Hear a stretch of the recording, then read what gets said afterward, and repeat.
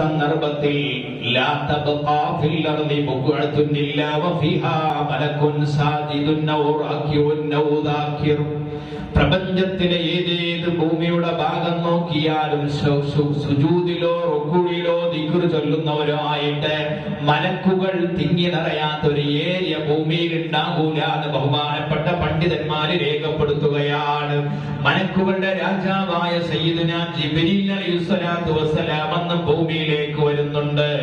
എന്നിട്ട് വയുസല്ലിമു അലൽ മുഅ്മിനീന വയുസാഫിഉഹും, ഒരുപാട് മുഅ്മിനീങ്ങളുടെ കൈ പിടിച്ചിട്ട് ബഹുമാനപ്പെട്ട സയ്യിദുനാ ജിബ്രീൽ അസ്സലാമു അലൈക്കും എന്ന് പറയുന്നുണ്ട്. അവരുടെ കൈ പിടിച്ച് കുലുക്കുന്നുണ്ട്. അവർക്ക് വേണ്ടി ശഫാഅത്ത് ചെയ്യുമെന്ന് മുഹമ്മദുർ റസൂലുള്ളാഹി. ജിബ്രീൽ വന്ന് സലാം പറഞ്ഞിട്ട് എന്താ കാര്യം? എന്താ മലക്കുകൾ സലാം പറഞ്ഞ കാര്യം? മുഹമ്മദ് നബി സലാം പറഞ്ഞിട്ട് എന്താ കാര്യം? നിങ്ങൾ കേട്ടിട്ടില്ലേ പരിശുദ്ധ റസൂൽ സ്വല്ലല്ലാഹു അലൈഹി വസല്ലം തങ്ങൾ വിശപ്പ് സഹിക്കാതെ ഒരു തവണ ഉറക്കം കിട്ടാതെ വീട്ടിൽ നിന്നും പുറത്തിറങ്ങി മുഹമ്മദ് റസൂലുള്ളാഹി. ആ സമയത്ത് വഴിയിൽ വെച്ച് സയ്യിദുനാ അബൂബക്കറിനെ കണ്ടു റളിയല്ലാഹു അൻഹു. ആര്? മുഹമ്മദ് റസൂലുള്ളാഹി. കുറച്ചു കഴിഞ്ഞപ്പോ ഉമറിനെയും കണ്ടു റളിയല്ലാഹു അൻഹു. വിശദമായ ചരിത്രമാണല്ലോ. എന്താ ഈ ആ സമയത്ത് പുറത്തു എന്ന് വെച്ചപ്പോ രണ്ടാളെയും മറുപടി വിശപ്പ് കൊണ്ടാണ്. അപ്പൊ റസൂലുള്ളാഹി സ്വല്ലല്ലാഹു അലൈഹി വസല്ലം തങ്ങൾ പറഞ്ഞു, അത് തന്നെയാണ് എന്റെയും പ്രശ്നമെന്ന് ബഹുമാനപ്പെട്ട മുഹമ്മദ് റസൂലുള്ളാഹി. എന്താണ് അവസ്ഥ? വിശന്നിട്ട് ഉറങ്ങാൻ പറ്റുന്നില്ല എന്ന് പറഞ്ഞാൽ ഇന്നൊരു മുന്നറിയിപ്പും കൂടാതെ മഗ്‌രിബ് കൊടുക്കുമ്പോൾ ഞാൻ നിങ്ങളുടെ വീട്ടിലേക്ക് ഓടി വന്നാൽ ഒരു അഭിമാന പ്രശ്നമില്ലാതെ നിങ്ങൾക്ക് ഭക്ഷണം തരാൻ പറ്റും. കാരണം അവിടെ അതിന് വേണ്ട ഉപ്പൊക്കെ ഉണ്ട്. അള്ളാഹു ചാരിച്ച് ധാരാളം നടക്കുകയാണ്. സമൃദ്ധിയാണ് നമുക്ക്. അൽഹംദുലില്ലാഹ്, അള്ളാഹു നിലനിർത്തി തരട്ടെ. അപ്പൊ പിന്നെ റസൂലുള്ളാഹിക്ക് വിശന്നപ്പോ റസൂലുള്ളാഹിക്ക് വിശന്നൊന്നുമില്ല. പക്ഷെ രണ്ട് ശിഷ്യന്മാർക്ക് വിശന്നു എന്ന് പറഞ്ഞപ്പോ പിന്നെ ഹബീബിന് താങ്ങുന്നില്ല. അപ്പൊ പറഞ്ഞ നമുക്ക് അബുൽ ഹൈസമിന്റെ വീട്ടിലേക്ക് പോവാം എന്ന് പറഞ്ഞു.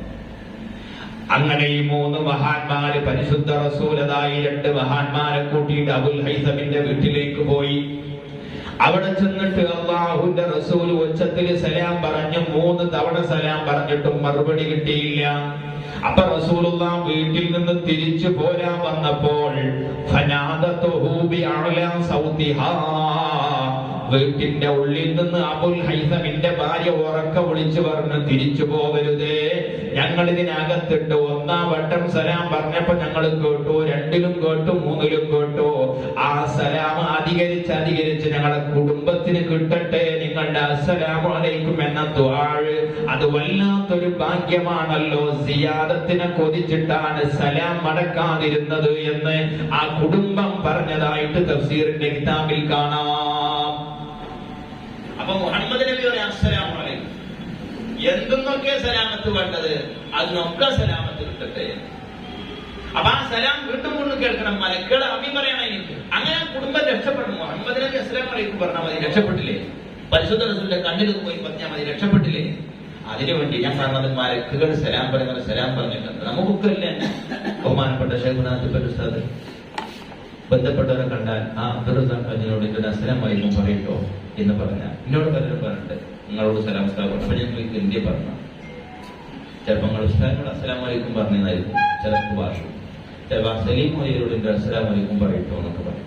ഇത് രണ്ടും 2 ഭാഷയാണ്. ചെല്ലാൻ വൈകുമ്പോഴാണ് നിങ്ങൾ ഉസ്താദിനോട് അസ്സലാം വലൈക്കും പറഞ്ഞോട് ഇത് കുറച്ച് ചെയ്യണം. ഷെഹ്നാന്റെ ഹദറത്തിലേക്ക് ചെല്ലാൻ. അത് ഈ യുദ്ധം മുടങ്ങിയാൽ അവിടെ ഒരു ഉസ്താദ് ഉണ്ടല്ലോ, അയാൾക്ക് ഇപ്പൊ എന്നോടൊന്നും ബന്ധമില്ലല്ലോ. അപ്പൊ നിങ്ങളെ ഉസ്താദ് എന്റെ ആരും അല്ല എന്നാ. അപ്പൊ നമുക്ക് ഞാൻ ചോദിക്കാം, അദ്ദേഹം പറയാൻ വരുന്ന ആൾക്കൊരു കാര്യം എന്റെ ഉസ്താദ് പറഞ്ഞതെന്ന് ചോദിക്കാറ് പറയുന്നത്. അപ്പൊ നിങ്ങൾ ഉസ്താദിനോട് നമ്മൾ അസ്സലാമു അലൈക്കും പറയും എന്നായിരിക്കും ചിലപ്പോ പറഞ്ഞിട്ടുണ്ടാവും. അത് നമുക്ക് കിട്ടുന്ന അടിയും. ആ സലീം മൊഴിയോട് നമ്മൾ അസ്സലാമു അലൈക്കും അതൊരു പുലിവിന്റെ വർത്താനം. അപ്പൊ അവരൊക്കെ സലാം നമ്മൾ കൊതിച്ചിരിക്കണില്ലേ? 1,24,000 നബിമാരുടെ ഹദറത്തിലേക്ക് അറിവിന്റെ പ്രകാശവുമായി നിരന്തരം പോക്കുവരവ് നടത്തിയ സയ്യിദുനാ ജിബ്രീൽ അലൈഹിസ്സലാത്തു വസ്സലാം നമ്മളെ തേടി തെരഞ്ഞു വന്നിട്ട് സലാം പറയും എന്ന് മുഹമ്മദ് റസൂലുള്ളാഹി. എന്താ സലാം പറഞ്ഞ ഗുണം? ബഹുമാനപ്പെട്ട സയ്യിദുനാ ഇബ്രാഹിം നബി അലൈഹിസ്സലാത്തു വസ്സലാമിനെ നമ്രൂദ് തീക്കുണ്ടത്തിലേക്ക് വലിച്ചെറിഞ്ഞു. വളരെ ഉയർന്ന ഭാഗങ്ങളിലൂടെ പറന്നു പോകുന്ന കഴുകനെ പോലെയുള്ള പക്ഷികൾക്ക് പോലും അതുവഴി പറക്കാൻ കഴിയാത്ത വിധം ഭീകരമായ അഗ്നികുണ്ഡമാണ്. കൈകാലുകൾ ബഹുമാനപ്പെട്ട ഇബ്രാഹിം നബി അലൈഹി സ്വലാത്തു വസ്സലാമിന്റെ ബന്ധിച്ചിട്ടുണ്ട്. അങ്ങനെ ആ തീകുണ്ഡത്തിലേക്ക് എടുത്തെറിയപ്പെട്ടപ്പോൾ ബഹുമാനപ്പെട്ട സയ്യിദുനാ ജിബ്രീൽ അലൈഹി സ്വലാത്തു വസ്സലാമിനെ അല്ലാഹു പറഞ്ഞയക്കുന്നുണ്ട്. എന്നിട്ട് ജിബ്രീൽ ചോദിക്കുന്നുണ്ട്, അലക ഹാജ, നിനക്ക് വല്ല ആവശ്യമുണ്ടോ എന്ന് ചോദിച്ചു. അപ്പോൾ ബഹുമാനപ്പെട്ട ഇബ്രാഹിം നബി പറഞ്ഞു, ഇല്ല, ആവശ്യമില്ല എന്ന് പറഞ്ഞു. അപ്പൊ ജിബ്രീൽ ചോദിച്ചെന്ന അള്ളാഹുവോട് ദ്വാരനോട് എന്ന് ചോദിച്ചു. അപ്പൊ ബഹുമാനപ്പെട്ട ഇബ്രാഹിം നബി അലൈഹി സ്വലാത്തു വസ്സലാം പറഞ്ഞു, ഇൽമുഹു ബിഹാലി അവനാ ബിസുആലി, ഞാൻ എന്റെ റബ്ബിനോട് എന്റെ അവസ്ഥ പറഞ്ഞ് ചോദിക്കുന്നത് എന്തിനാ? അല്ലാഹു ലാ ഇലാഹ ഇല്ലാ ഹുവൽ ഹയ്യുൽ ഖയ്യൂം ലാ തൗഖുദുഹു സിനത്തും വലാ നൗം, ഒരു ഉറക്കമോ മയക്കമോ ബാധിക്കാത്ത നിരന്തരം പ്രപഞ്ചത്തിലെ ഓരോ സൃഷ്ടിയെയും നിരീക്ഷിച്ചു കൊണ്ടിരിക്കുന്ന ഒരു റബ്ബിലാണ് ഞാൻ വിശ്വസിക്കുന്നത്. 10,000 തേനീച്ചകളുള്ളൊരു തേനീച്ച കൂടി ആലത്തി ഒരു മദ്രസയിലുണ്ട് എന്ന് വിചാരിക്കും. അതിൽ മൊത്തത്തിൽ അതിന്റെ എണ്ണം എത്രയെന്ന് അറിയാത്ത അല്ലാഹുലല്ല നമ്മൾ വിശ്വസിക്കുന്നത്. അല്ലെങ്കിൽ എണ്ണം അറിയാൻ ഓരോ ഈച്ചയുടെയും ചിന്താഗതി എന്താണെന്ന് അറിയാത്ത റബ്ബിലെല്ലാം വിശ്വസിക്കുന്നത്. ആ ഈച്ചയിൽ ഏതെങ്കിലും ഒരു ഈച്ചയുടെ ചെറുകിനൊരു ഒടിവുണ്ടെങ്കിൽ അതുവരെ തിരിച്ചറിയുന്ന ഖബീറുൻ അലീമായ റബ്ബിലാണ് നമ്മൾ വിശ്വസിക്കുന്നത്. എന്തിനു ചോദിക്കണം? അവൻ തരുന്നതൊക്കെ തൃപ്തിയാണ്. വേണ്ട നടപടി എനിക്ക് എടുക്കാൻ അവൻ അറിയാം. കാത്തിരിക്കാൻ തയ്യാറാണ്. ഞാൻ ദുആ ചെയ്യൂലാന്ന് ഖലീലുല്ലാഹി ഇബ്രാഹിം. വേറൊന്നും കത്തിയില്ല. ആ കുപ്പായം പിന്നീട് മകനെ നഷ്ടപ്പെട്ട് കരഞ്ഞിട്ട് കണ്ണിന്റെ കാഴ്ച പോയ ഒരു നബിയുടെ കഥ പറയുന്നുണ്ട് ഖുർആൻ. ബഹുമാനപ്പെട്ട സയ്യിദുനാ യാഖൂബ് അലൈഹി സ്വലാത്തു വസ്സലാം. യാഖൂബിന്റെ വേറെ പേരാണ് ഇസ്രായീൽ എന്നുള്ളത്. ആ ഇബ്രാഹിമിന്റെ തൊട്ടടുത്ത് തന്നെ ആര് കിടക്കുന്നുണ്ട്? യൂസുഫ് നബി അലൈഹി സ്വലാത്തു വസ്സലാം കിടക്കുന്നുണ്ട്. ജൂതന്മാരെ കൈപ്പിടിയിലാണ്. കാണാനോ ദ്വാരക്കാനോ പറ്റിയില്ല. ഇവിടുന്ന് ഒന്നായിട്ട് ദ്വാരന്നു. ആ മക്കൾ അല്ലാഹു നമുക്ക് വിട്ടു തന്ന് അനുഗ്രഹിക്കട്ടെ. അങ്ങനെ വാപ്പാന്റെ കണ്ണിന് കാഴ്ച പോയി എന്ന് പറഞ്ഞപ്പോ കോയമ്പത്തൂർക്ക് ട്രെയിന് കയറിക്ക് എല്ലാവരെയും ബഹുമാനപ്പെട്ട യാക്കൂബ് നബി അലൈഹി സ്വലാത്തു വസ്സലാം അഹല്യയിൽ പോയിക്കല്ല, 3 നേരം നിർന്നറ്റിക്കാൻ പറഞ്ഞിട്ടല്ല, ഈ കുപ്പായം കൊണ്ടേ കൊടുക്കാം. അത് കണ്ണുമ വെച്ചപ്പോ കണ്ണിന്റെ കാഴ്ച തിരിച്ചു കിട്ടി. ഞങ്ങളൊന്നും ഉറപ്പില്ലാത്ത സുന്യതാണ്. ആ പുതിയങ്ങാടി മക്കാവുന്ന പച്ച തുണി വയ്ക്കുമ്പോൾ അയ്യോ ശിർക്ക് എന്ന് പറഞ്ഞാണ് ചാടി കളിക്കണ. ഒരു ഉറപ്പില്ലാത്ത കുറെ തൗഹീദിന്റെ ആൾക്കാരുണ്ട്. അത് കണ്ണിൽ വെച്ചപ്പോ ഇയ്യാക നഅ്ബുദു വഇയ്യാക നസ്തഈൻ എന്ന് പറഞ്ഞ അതേ തൗഹീദ് തന്നെയാണ് ആരെ കയ്യിലുള്ളത്? യാക്കൂബ് നബി അലൈഹി സ്വലാത്തു വസ്സലാം. അപ്പൊ ആ കുപ്പായത്തിനൊന്നും പറ്റിയില്ല. ഇവിടെ ആ കുപ്പായത്തിനൊന്നും പറ്റാഞ്ഞത്, ഇബ്രാഹിം നബി അലൈഹി സ്വലാത്തു വസ്സലാമിനൊന്നും പറ്റാഞ്ഞത് ബഹുമാനപ്പെട്ട ജിബ്രീൽ അലൈഹി സ്വലാത്തു വസ്സലാമിന്റെ സലാം കൊണ്ടാണ്. നിരന്തരം നബിമാരിലേക്ക് വന്ന ഈ മഹാൻ ബഹുമാനപ്പെട്ട മൂസാ നബി അലൈഹി സ്വലാത്തു വസ്സലാം അള്ളാഹനെ കാണാൻ പോകുമ്പോൾ ജിബ്രീൽ അലൈഹി സ്വലാത്തു വസ്സലാം വന്ന വഴി തട്ടാ മൂസ കണ്ടത്.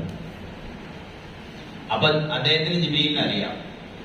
അങ്ങനെ ജിബ്രീലിന്റെ കാല് തട്ടിയ ഭാഗത്തെ മണ്ണെടുത്തിട്ട് സ്വർണം കൊണ്ടൊരു പശു ഉണ്ടാക്കിയിട്ട് ആ പശുവിന്റെ ഉള്ളിലേക്ക് മണ്ണിട്ടു. ജിബ്രീലിന്റെ കാല് തട്ടിയ ഭാഗത്തെ മണ്ണെടുത്തിട്ട് ഒരു സീനാ പർവ്വതത്തിന്റെ ഭാഗവും കയ്യിലേക്ക് കാണാം. അള്ളാഹു തൗഫീഖ് നൽകട്ടെ. അപ്പൊ പിന്നെ ഇതിന് ജീവന്റെ തുടിപ്പ് വന്നു. അങ്ങനെയാണ് പശുവിനെ ആരാധിക്കുന്ന ചരിത്രത്തിന്റെ പ്രാരംഭം. ഇന്നും പശുവിന്റെ പേരിൽ ആളുകളെ കൊല്ലുന്ന ഒരു കാലഘട്ടം. ഖുർആൻ അങ്ങനെ നിവർത്തിയും ഒന്നരടങ്ങിയതാ തോന്നിപ്പോകും. അൽ ബഖറ, ആ പശു എന്ന് പറഞ്ഞിട്ടാണ് 2ാമത്തെ അധ്യായം ഖുർആൻ എന്തെങ്കിലും സംസാരിക്കണല്ലേ. കാരണം പശുവിന്റെ പേരിൽ കുലിമാരുണ്ടാവുന്ന അവസ്ഥ, അതിന്റെ ഒരു അമരത്വമാണ് ആ അധ്യായത്തിന്റെ ഹെഡിങ്ങിനെ അറിയിക്കുന്നത്. അപ്പൊ അവിടെ കണ്ടങ്ങളെ ആ ജിബ്രീൽ അലൈഹി സ്വലാത്തു വസ്സലാമിന്റെ കാല് തട്ടിയോടുത്ത മണൽ, ജിബ്രീൽ തൊട്ടുക്കല്ലത്, ആ മണലിട്ടപ്പോ എന്തായി? ഈ പശുക്കുട്ടിക്ക് ചന്തയില്ല. അപ്പൊ പിന്നെ ജിബ്രീൽ അലൈഹി സ്വലാത്തു വസ്സലാം നമ്മളെ കൈമെന്ന് വന്ന് പിടിച്ചാൽ അൽഹംദുലില്ലാ നമ്മൾ നേരാവാൻ അത് മതിയാവും.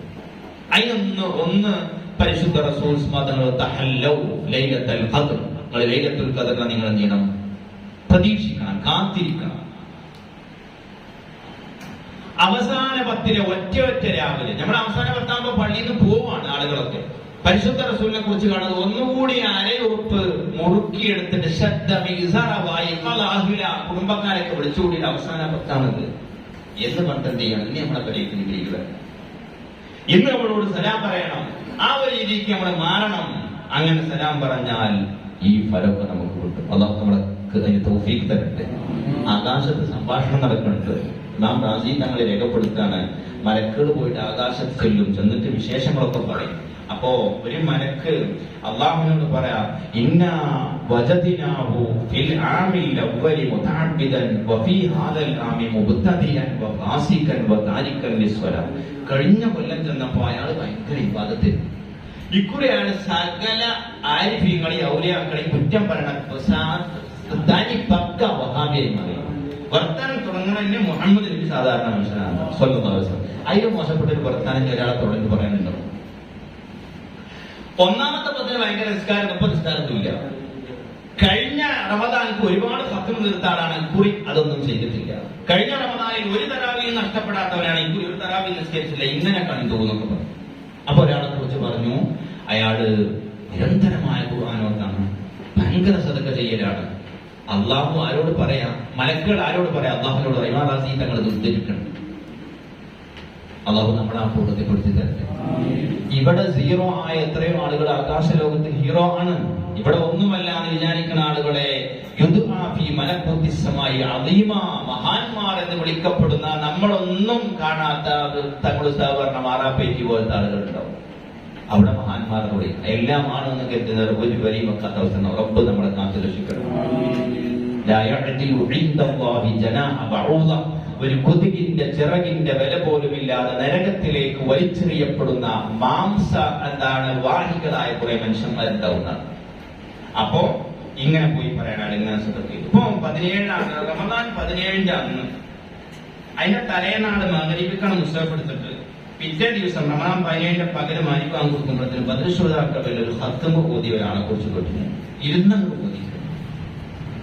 അപ്പൊ എന്താന്ന് വെച്ചപ്പോ അയാൾ പറഞ്ഞൊരു വാക്ക്, മുഹമ്മദ് നബി സ്വല്ലല്ലാഹു അലൈഹി വസല്ലം പറഞ്ഞില്ലേ, പടച്ചോനെ ഈ ചെറിയ സംഘത്തെ നെയ്യ് തോൽപ്പിച്ചു കഴിഞ്ഞാൽ ഭൂമിയിൽ ഇനി എന്നെ ആരും ആരാധിക്കൂലട്ടോ എന്ന് പറഞ്ഞാല് മുഹമ്മദ് റസൂലുള്ളാഹി.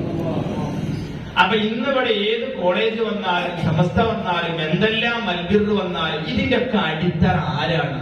ആ സാധുക്കളായ ബദർശ്രോതാക്കളാണ്. അപ്പൊ അവരോടുള്ള കടപ്പാട് അനിഷ്കുല്ലി പരിപാലിതൈ, നിങ്ങൾ എനിക്ക് ശുക്ർ ചെയ്യണം. എല്ലാം അനുഗ്രഹം അല്ലാഹുവിന്റെ തന്നെയാണ്. പക്ഷെ അനുഗ്രഹം വരുന്നത് ചിലത് ഭാര്യയിലൂടെ ആയിരിക്കും, ചിലത് ഭാര്യ വീട്ടുകാരിലൂടെ ആയിരിക്കും, ചിലത് നമ്മുടെ ഉസ്താദിലൂടെ ആയിരിക്കും, ചിലത് പരിചയക്കാരിലൂടെ ആയിരിക്കും. ഓരോരോ നിലക്ക് വരും. സന്നാമേതന്റെ പിന്നാലാണ് എന്റെ പെട്ടിയൊക്കെ കിട്ടുന്നത്. വല്ല ആവശ്യം ഉണ്ടായിരുന്നു മനസ്സിലിപ്പോൾ അങ്ങനെയൊക്കെ ചെയ്യേണ്ടത്. ഓരോരോ നിയമത്ത് ഓരോ വഴിക്ക് വരും. അള്ളാഹു ഖൈർ കൊടുക്കട്ടെ. അപ്പൊ എനിക്ക് ശുക്ർ ചെയ്യണം. ഏതൊക്കെ നിയമത്ത് ഒക്കെ അള്ളാഹുവാണ്. പക്ഷെ പല വഴികളിലൂടെ റബ്ബ് തരും. ആ വഴികളുണ്ടാവും, മാധ്യമങ്ങൾ, ബാധ്യതകൾ, അവിടെയും ശുക്ർ ചെയ്യണം. അപ്പൊ നമുക്ക് അനുഗ്രഹം കിട്ടിയ ലാ ഇലാഹ ഇല്ലല്ലാഹ് മുഹമ്മദ് റസൂലുള്ളാഹ് എന്ന ഏറ്റവും വലിയ അനുഗ്രഹം, അത് നമുക്ക് ആരോട് കടപ്പാടുണ്ട്? ബദരീങ്ങളോട് കടപ്പാട്. മുഅ്മിനീങ്ങളെ, ഇങ്ങനെ നിരന്തരമായ റമദാനിനെ ബഹുമാനിച്ചുകൊണ്ട് നിന്റെ ആത്മാവ് കണ്ടെത്തിയ മനുഷ്യരെ കുറിച്ച് മലക്കുകൾ അല്ലാഹുവിനോട് പറയുമ്പോ ആ സംഭാഷണം ജാഗ്രതയോടുകൂടെ ശ്രദ്ധിക്കുകയാണ് സ്വർഗം.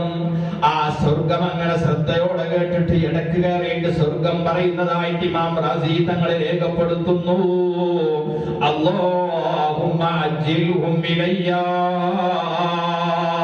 ഇപ്പം പറഞ്ഞ ഇബാദത്ത് കൊണ്ട് എന്നെ കൊതിച്ചു നിന്ന് ആരാധന ചെയ്യുന്ന അല്ലാഹുവേ, നിന്നെ പ്രേമിച്ച് നിന്റെ ലിഖായിനെ കൊതിക്കുന്ന മനുഷ്യന്മാരെ കുറിച്ച് ഈ മലക്കുകൾ പറഞ്ഞല്ലോ, അയാളെ എത്രയും പെട്ടെന്ന് എന്നിലേക്ക് എത്തിച്ചതായോ എന്ന് പറഞ്ഞിട്ട് സ്വർഗം ഒരു വിതുമ്പലോടുകൂടെ അല്ലാഹുവിനോട് ദുആ ചെയ്യുമ്പോ ഫയഖൂലൂന ആമീൻ ആമീൻ. അല്ലാഹുവിന്റെ അർശിന്റെ വാഹികളായ ഹമലത്തുൽ അർശായ പ്രകാശവാഹികളായ മലക്കുകള് അല്ലാഹുവിന്റെ സാന്നിധ്യത്തിൽ വെച്ചിട്ട് ഉറക്ക ആമീൻ എന്ന് പറയുമെന്ന് ബഹുമാനപ്പെട്ട മുഹമ്മദ് റസൂലുള്ളാഹി. മുഅ്മിനീങ്ങളെ, നിങ്ങൾ നിങ്ങളുടെ ജീവിതം ജീവിതത്തിലേക്ക് നോക്കൂ. നിങ്ങളുടെ പരിചയത്തിൽപ്പെട്ട എത്ര വല്ലുമ്മമാര് വല്ലുപ്പന്മാര് പഴയകാല ആളുകളാണ് റമദാന്റെ അവസാനത്തിൽ മരിച്ചു വീണത്. റമദാന്റെ അവസാനത്തുള്ള മരണം അത് നല്ല ആളാണ് എന്നതിന്റെ അടയാളമാണ് എന്ന് ശറഹുസ്സുദൂറിൽ ഇമാം സുയൂത്തി തങ്ങൾ രേഖപ്പെടുത്തുകയാണ്. കാരണം എന്താ? ആയുസ് കുറെ ഉണ്ടെങ്കിലും സ്വർഗം പറയുകയാണ്, റബ്ബേ മതി അവനങ്ങൾ കൊണ്ടെത്തായോ എന്ന് പറഞ്ഞിട്ട് ആ ദുആക്ക് ഉത്തരം കിട്ടിയിട്ട് മരിച്ചു വീഴുന്ന ആളുകൾ എത്രയാണ്. റമദാന്റെ അവസാനം മരിച്ചു പറഞ്ഞാൽ അന്ന് ആ എന്താണ് റമദാന്റെ ആദ്യ നിസ്കാര കുപ്പായിട്ടല്ല, ജീവിതം തന്നെ അങ്ങനെ. ഒരു ബാങ്ക് കഴിഞ്ഞാൽ അടുത്ത ബാങ്കിനെ കാത്തിരിക്കുക, ഇസ്ലാം കഴിഞ്ഞാൽ ദുഹക്ക് കാത്തുതിരിക്കുകയാണ്, മഗ്‌രിബ് നിസ്കാരം കഴിഞ്ഞാൽ ഇശാ മഗ്‌രിബിന്റെ ഇടയിൽ നിസ്കരിച്ച് ഹയാത്താക്കുകയാണ്. പിതൃ ജീവിതത്തിന്റെ ഭാഗമാണ്. രാത്രി കിടക്കുമ്പോ ഒരു പ്രാർത്ഥനകൾ പഠിച്ചോനെ തഹജ്ജുദ് ഖളാ ആവരുതേ എന്നിട്ട് ഇബാദത്തിൽ മുഴുകിയിരിക്കുകയാണ്. ഇങ്ങനെ റമദാൻ കൊണ്ട് സ്വർഗം നേടണം. ഇവിടെ നമ്മൾ മനസ്സിലാക്കണം, സ്വർഗം എന്ന് പറഞ്ഞാൽ ഒരു 5000 ഏക്കർ, അതിലാകെ കുത്തിമറിയാതെ എല്ലാ സംവിധാനം വെച്ച ഒരു ഭൂപ്രദേശത്തിന്റെ പേരല്ല എന്ത് സ്വർഗം എന്ന് പറഞ്ഞത്. സ്വർഗത്തിൽ